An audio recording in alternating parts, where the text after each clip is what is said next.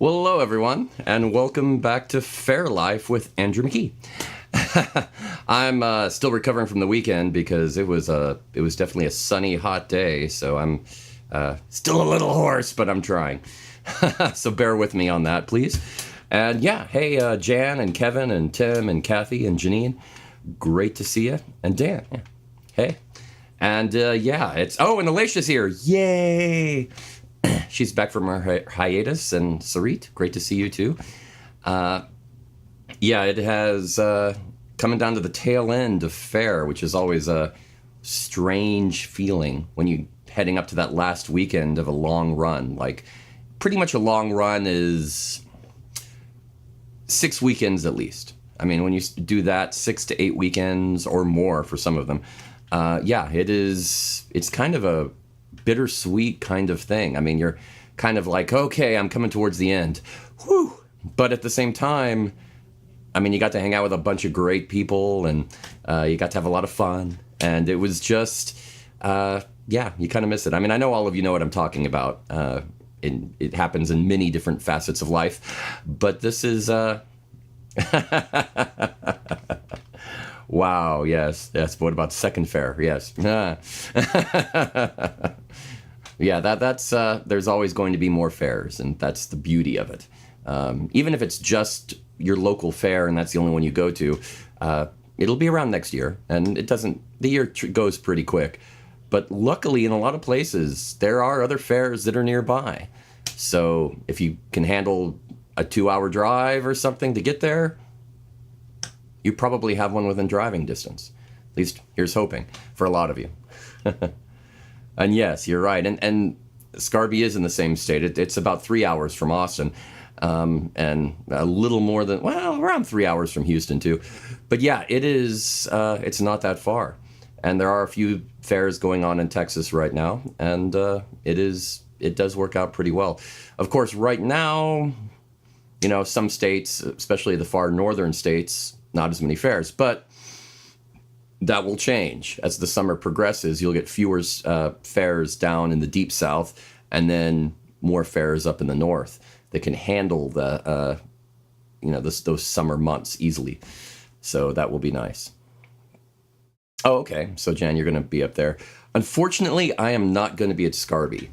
There was talk about it, and it was kind of going to be a thing. Had a bit of a verbal commitment from them, but they had to back off on their budget a little bit.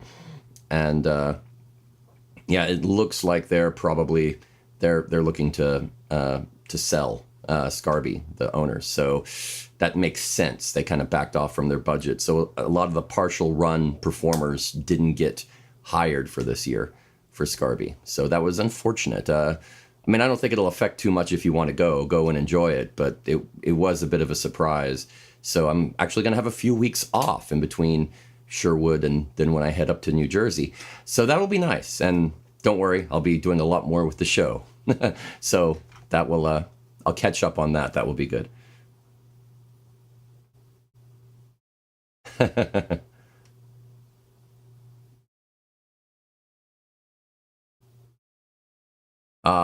Yes, I'm sorry, Alicia. That, yeah, I'm sorry you're not going to get your Jan and Jim time because I saw them a lot at Sherwood.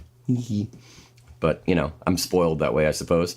Uh, yes, and that is where Alicia will be at Scapa Leather at Scarby. So yeah, do go out and say hello to her if you are going to Scarby. Definitely make a point of doing that because I know she enjoys it, and that's a good point. I will have a few weeks off. It's always weird to go to a fair when I'm not performing, but maybe I could make a run up there and just go to the fair, just to see Alicia at the very least. But yeah, if that's something y'all would be interested in, we can talk. Let's maybe do a Life's a Fair meetup at Scarby. That could be fun. I'd like that. Okay, I guess I'm going. Is really, but we'll figure out. We'll figure out which weekend to go. It might have to be. It'd probably have to be well, I could either do the end of April or maybe the second weekend of May. We'll see. I'll talk to Alicia and we'll get it figured out. Yeah, I think so. I think that would be great.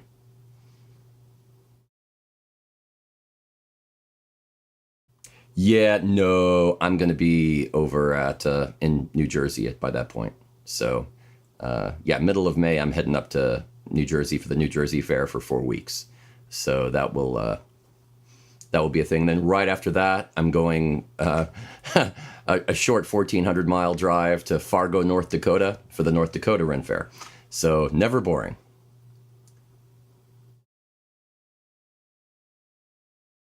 You know, you'd think that, but it's kind of weird because once you've done fairs long enough, I mean, going to a fair and not performing and not getting that fun adrenaline rush, because I really enjoy performing and playing music.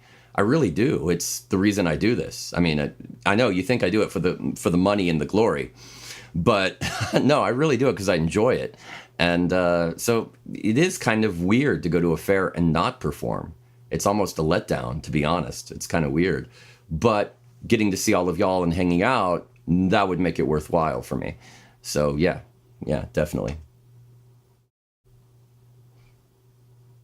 Oh, geez. Yeah, and I've done a few of those myself, so I understand. It can be really, really crazy. Really crazy. Never. Yeah. Hmm.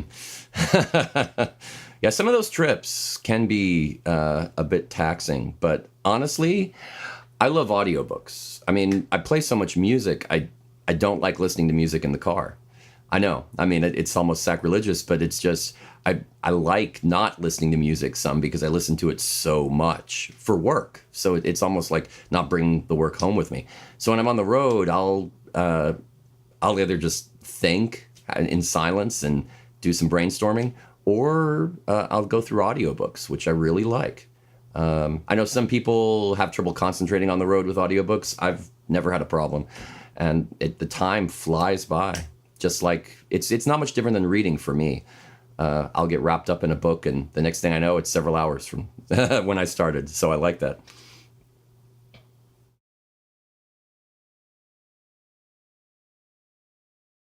Yeah, and that's it. That you're not wrong. That's how we did it.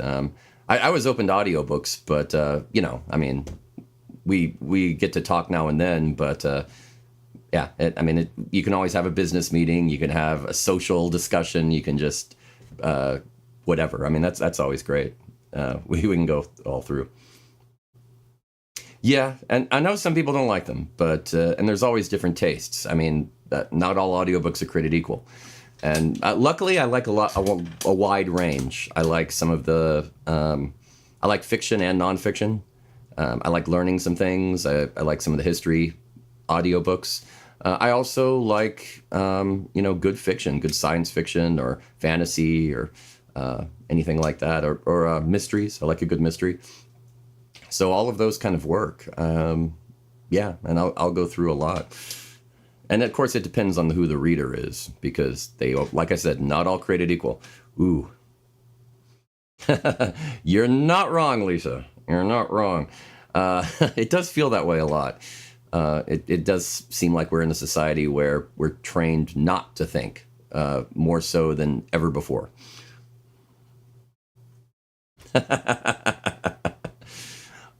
Well, okay, you're not wrong. I do usually have a recorder, in the car just for those situations where I need to pull over and try something, just to I get an idea in my head. It happens, but usually when I'm on the road, I have a recorder handy anyway for the long trips. But yeah, yeah,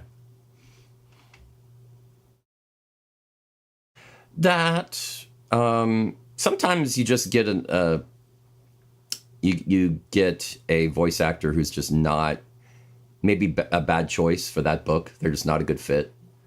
Maybe they're a little dry, and it makes the audiobook seem boring when it really shouldn't be.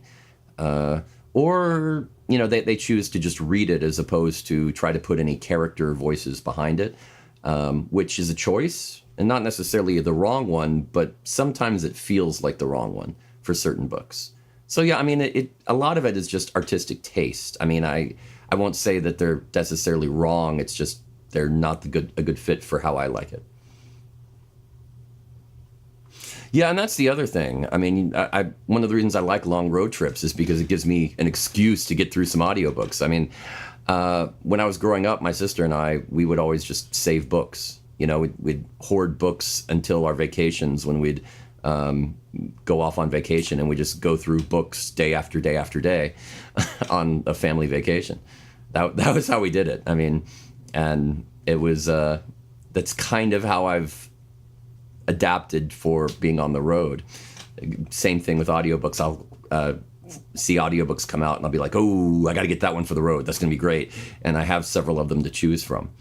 And, you know, I always have a few that I've heard before, but they're just so good. If I just need something where I don't have to think too much, but it's still riveting, I'll throw one of those in. A good example of that is The Martian. That audiobook and the reader, the original one, just so good. And I can listen to that again and again and again, and it'll keep me awake. So if I'm a little tired, that's usually one of my go-tos. Right. You get that. I do remember the Lord of the Rings that had the BBC did back like 25 years ago or something like that with where it was an ensemble. I mean, they didn't just have a reader, they had a cast, and it was everybody acting it out, and that was really good. It was abridged, unfortunately, but they did a decent job with it, and that was very popular, and they were kind of a big deal when the movies came out, so it really filled that void for people that wanted to check it out during that time. Yeah, podcasts can be the same way. I mean, different voices, different flow. I mean, it definitely makes a difference.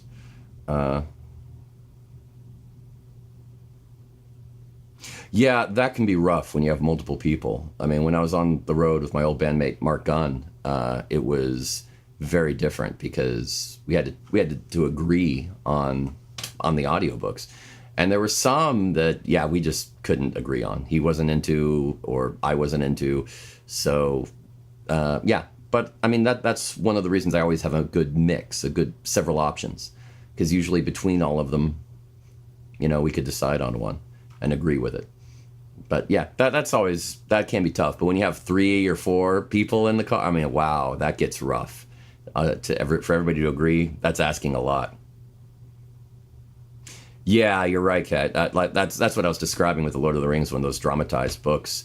Yeah, they can not be good. I know exactly what you're talking about. Yeah, but the Lord of the Rings ones, those BBC ones, those were great. I really liked that. That was they did a good job with that.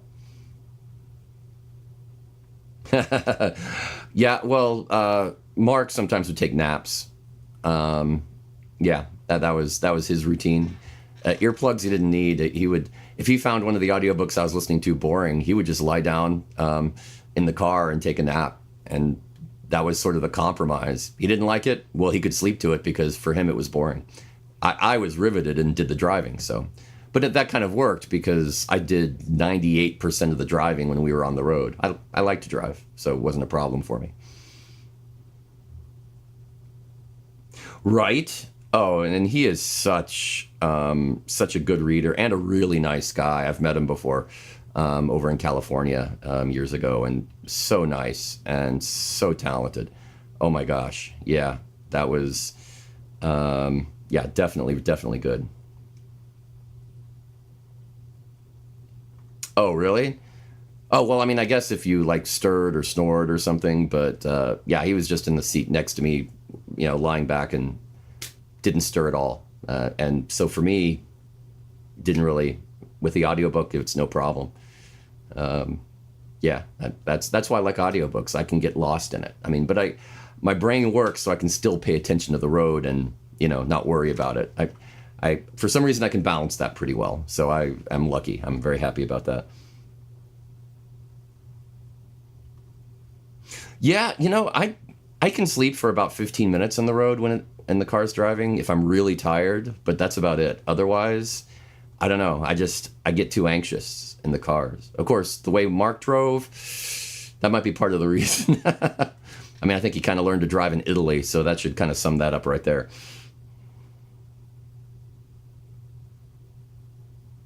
Yeah, that's true. I mean, I just like driving. For me, it's one of those things I can't really fall asleep, so I can just kind of be bored sitting down, or I can drive. So for me, I just rather drive.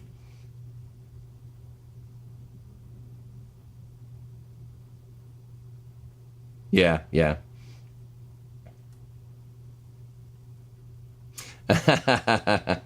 Yeah, that's always, well, I mean, we're going back to Lord of the Rings again, going on an adventure. Always a good thing. Always a good thing. Oh, yeah, so we're getting into audiobook things. I wasn't really planning on talking about this. I'm sorry. One of our standard topics that just kind of went with it. Um, yeah, that's exactly what I was just about to say, Alicia. Yeah, yeah. Yeah, I guess the main thing was that I was going to talk about was I did notice an article recently where, well, actually just yesterday, that was talking about that song lyrics have become, quote, simpler and more repetitive over the last 5 decades. And I found it interesting, but I mean, they publish this about every 5 years or something. Some group, college or whatever, does a study and present it. And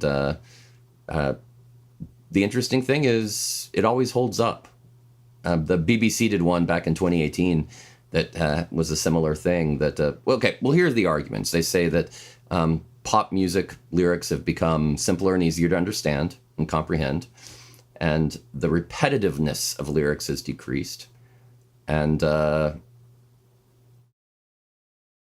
let's see, yeah, that the emotion in lyrics has become more negative and more personal over the last 5 decades.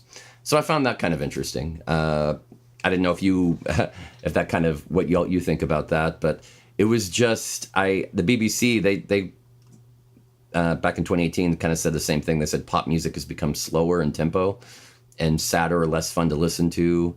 It's become less complex with fewer chord changes, and the mastering is more compression, so no highs or lows, no soft or loud. It's all the same volume throughout. Let's see, a significant increase in the use of the first person word I, and so yeah, they did a poll, and 42% of people of all age groups and demographics, and they all tend to agree. All the demographics and ages said that the most recent music was the worst pop music. So I found that kind of interesting. I don't know. I kind of have my own thoughts about it. I don't know what you think about newer music. Yeah, yeah. And that's what they were talking about. They were saying that the music, the lyrics are more just generic and basic, and they don't really tell a story too much, at least not a good one. It's more about trying to sell the song. Some of the stuff, the articles recently about how music has changed for Spotify kind of talks about that too, where they discovered that Spotify changed the music industry a lot because it pushed them to worry about the first 5 seconds of a song, that they have to grab you in the first few seconds or you're going to change songs when you're shifting through Spotify. So there's no longer a slow progression in a song. They hit you right from the get-go with something catchy and loud. And that's their approach. And all new songs are pretty much like that if they're studio songs. And that's kind of course, just because they all do that, it kind of creates its own sort of one-dimensional aspect of it. So yeah, yeah.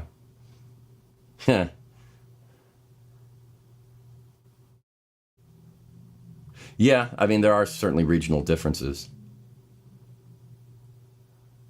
Yeah, yeah. Add a beat and keep repeating the same line. Yeah, that they one researcher put 15,000 Billboard Hot 100 songs, got the lyrics from them all, and put them through a data compression algorithm. because data compression is really good at trying to find patterns and use that to compress text better. So it was a quick and easy way to see the repetitiveness of music.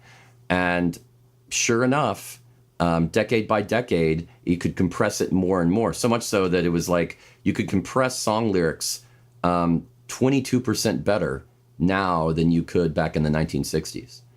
And strictly because it repeats a lot more.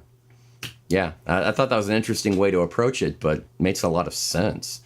Yeah, now there's several reasons why, and I've thought about this and done a little research, and certainly, like I said, Spotify was a big deal, trying to reach a wider audience, just the music industry acting like a factory, not treating it as art, but treating it as what's the easiest way to make this sell to the masses. We don't care about if it's popular 20 years from now. We're trying to make money now. And that short-term thinking approach to art is a part of the problem, I think. The biggest issue I have with that is the best music of the last 100 years, actually longer than that, several hundred years, was always the innovators, the ones that didn't do the norm, that didn't do what people expected, that really did something very different, and people would latch on to that and appreciate that. And if you think about the best songs of the 80s or the 70s or the 60s or the 50s or even the 40s or the 30s or the 20s, that's usually what they were. Those are the ones that didn't sound like any other song, that didn't play on people's expectations, that surprised them and forced people to think and feel. And music is not really doing that anymore. It kind of reminds me of the old movie from 2001, Josie and the Pussycats. Failed in the box office, but it was all about essentially making fun of the music industry, and that how they treated it like a factory and just tried to brainwash everyone. And I think it was a little ahead of its time, and they didn't market it very well, but it was a really good cast. I think really musicians loved it. All musicians I know liked that movie, but it's kind of developed more of a cult following since. But yeah, really odd. Yeah, Bohemian Rhapsody is a very good example, Kurt, of that. Yeah, where that was very different and surprising. And I think that's one of the reasons it's endured. And you're right, but I think that's a slightly different thing. You're talking about sing-along songs, pub songs, and that is a very specific animal.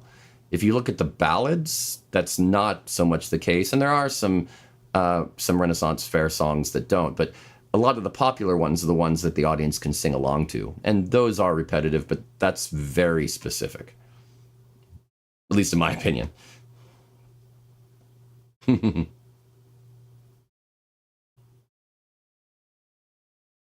No, totally understand. Um, it's really. I think there are still some good examples of innovation this day and age, or recently, but I think the point of the articles was that it's getting fewer and fewer examples of it. It's becoming. There's always been 100 years ago. There were definitely groups that were just pouring out music and trying to mass produce it and just trying to with the short term thinking. It certainly happened, definitely, but I think the point is that it's becoming more predominant than it ever has been, of of doing that.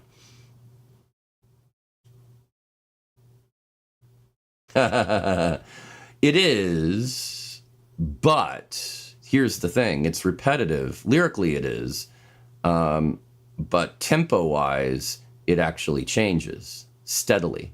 There's a constant accelerando, and that's very different. Also, the concept that a lot of music has become more about the individual and a lot more sad and less fun. And I think that's Bog definitely fights that for sure.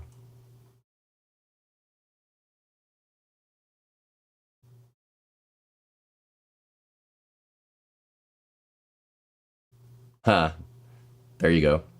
Yeah, that the problems with elevator music have been a long thing for a long time. for sure. Anyway, wow, yeah, we're kind of jumping. We need to get off this. And you're right, bog is a sing along, Kurt. Totally.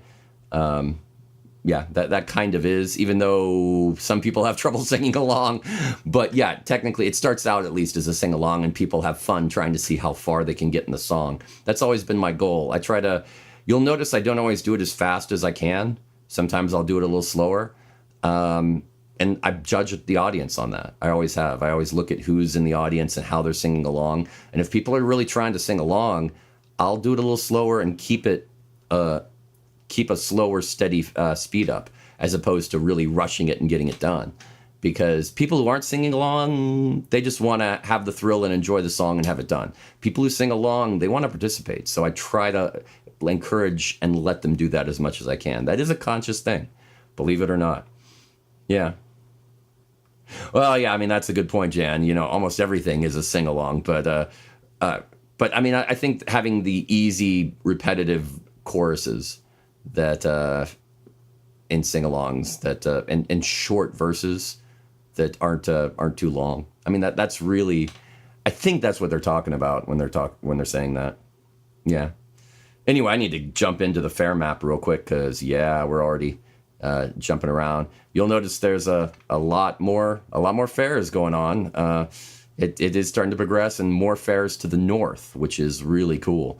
That's a lot of fun. So yeah, let's jump over here and woohoo, cool, and get the fun little pointer. Yay! All right. Well, we're going to start with the Georgia Renaissance Festival. This is its second weekend out of 8, and it's in Fairburn, Georgia. And I've been there. It's a lovely fair. It is their theme for the second weekend is Pet Friendly Weekend, which is interesting because you don't normally see that at fairs, kind of catering to that. So very, very interesting. Very interesting. I'd love to hear from people how that turns out. Then jumping over to Iowa, we have the Fairfield Renaissance Fair in, well, obviously Fairfield, Iowa. And it's only one weekend, so just Saturday and Sunday. But yeah, that is, if you're in that area, a nice one weekend fair. Now, jumping down to Missouri. Now, this is interesting. This is the Lost Spanish Treasure Hunt and Fair. And this is kind of interesting. There's essentially a castle that somebody built. I mean, sort of their version of a fantasy castle he built for his wife. And they've had special events there throughout the year. And last weekend, they had the Lost Spanish Treasure Hunt, sort of a pirate-themed event. And this next weekend, this is in Fordland, Missouri, by the way, they're doing the Narnia Fair. So it's a fair with a Narnia theme. Now, this is sort of on the fringe of Renaissance and medieval fairs for sure, but they do it outside, and it is very much like a regular Ren fair. It just has a fantasy theme, so I'm just kind of considering it a fantasy fair and rolling with it. And I'm going to do a little more research and see how it turns out this year and see if it's something I want to keep promoting and talking about. But the site is lovely, so yeah, definitely worth checking out. Jumping over to Kansas, we have the Great Plains Renaissance Festival in Wichita, Kansas. It's one weekend only, and yeah, another small one, but nice to check out if you're in the area. Let's see. Move this a little. Oh, am I missing one? Okay. Well, I might be missing one, but we'll see about that. Okay. Let's see. Jumping down to Texas, we have the Avalon Fair in Kilgore, Texas. And this is the 3rd out of 5 weekends. And let's see, not too far from that, we have the Scarborough Renaissance Festival. And they're very adamant about not calling it Scarborough Fair. It's kind of interesting. I don't know if it's a Simon and Garfunkel lawsuit type of thing, or if they're just trying to disassociate themselves from the song or what. But they're really trying not to call it Scarborough Fair, even though, let's be honest, everyone does it. Everyone. So, yeah. But It is the third out of 8 weekends, and the theme is Celtic and Ale weekend. So, yes. Then we are jumping down to where I'll be in Sherwood, and that is McKee, Texas. And it is the last weekend out of 8 weekends. So no theme, but as always, Robin Hood and Sherwood. That's kind of their general theme. Jumping over to California, we have the Tulare County Renaissance Festival in Visalia, California. This is the second out of 2 weekends, so their last weekend. No theme. Then jumping down to the High Desert Pirate Fair, and that should be a pirate flag. Sorry, I'll change that. That's in Hesperia, California, and it's pirate themed. It's the first out of 3 weekends. Then jumping over to the Renaissance Pleasure Fair. This is the original, the classic U.S. fair in Irwindale, California. This is the third out of 7 weekends. And then going down, we have the Escondido Renaissance Fair Spring Edition. They do it in the fall as well. In Escondido, California, this is the first out of 3 weekends. So, yes.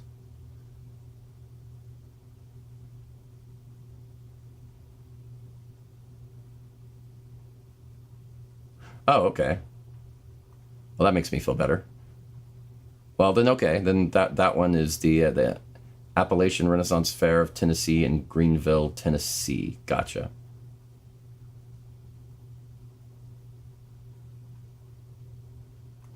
Oh, yes, it is. It is very, very, very manually compiled.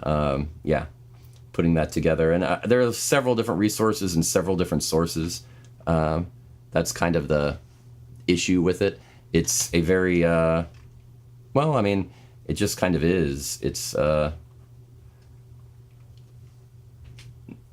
you just do the best you can, because you sometimes find some that are not listed on the main sites, but sometimes sometimes you just stick with the main sites. I mean, you do the best you can.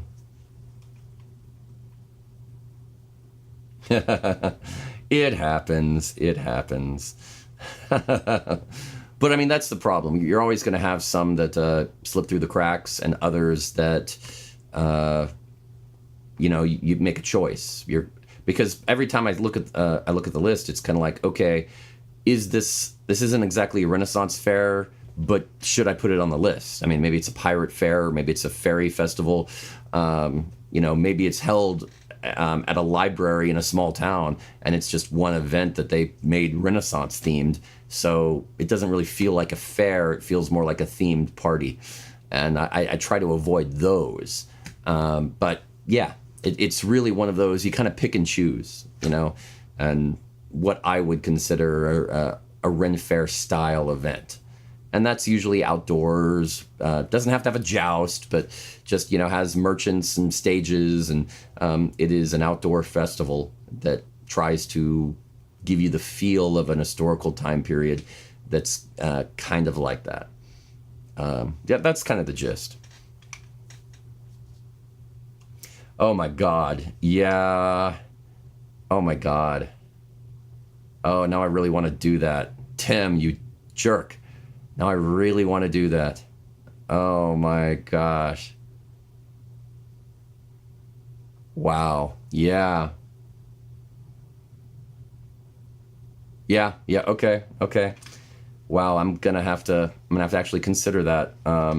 The problem is, it would be hard to really make that a static thing, because the fairs come and go so often. It would be really hard. I mean, it would maybe be accurate for a year, maybe two, and then some of the fairs on the list would not exist anymore, and there'd be new ones that weren't on the list. So I don't know, maybe trying to put some sort of cutoff with fairs that have been around for at least X number of years and doing a song with those. That might be the better way if I was to do that. Yeah. Oh yeah, that's generally, I think I've kind of, believe me, I don't think I started that way. I think it was one of those where I've developed them based on the lists that have happened over the last several years, and I'm kind of like, would this be a fair? And I start thinking about it. So it's been a very evolving process, but I think it's fairly solid now. Yeah. Oh no. Oh gosh, you guys. Well, okay. Well, this is what I'm thinking. Maybe doing something along the lines of, like I said, having a cutoff where the fair has to have at least been around for a while, so that you know I can at least count on the song being fairly accurate for maybe 5 years, at least, and then maybe every 5 years I can look at doing updates, because otherwise, some of these small fairs that are only open a year or two, it would be, oh my gosh, hellish. So I think, yeah, I think maybe doing something like that would work. Um, yeah, I don't know, maybe trying to do a cutoff of uh,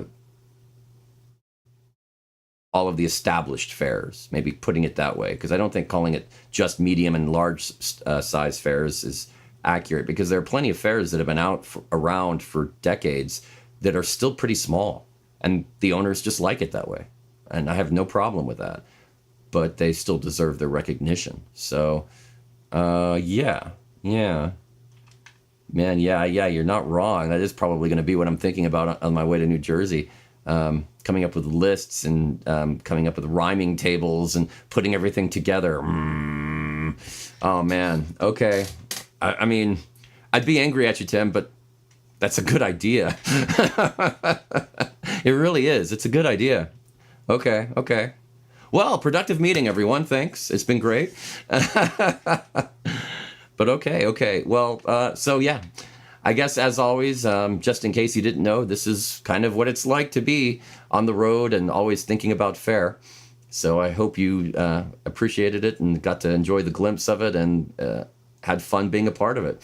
So, but yeah, I will see you next Monday when I have finished that 8th weekend of Faire, and I will be ready for a little bit of a break. I'm not going to lie. But yeah, I'll join you then. And as always, have a good week, a good time, and a fair life. I'll see you soon.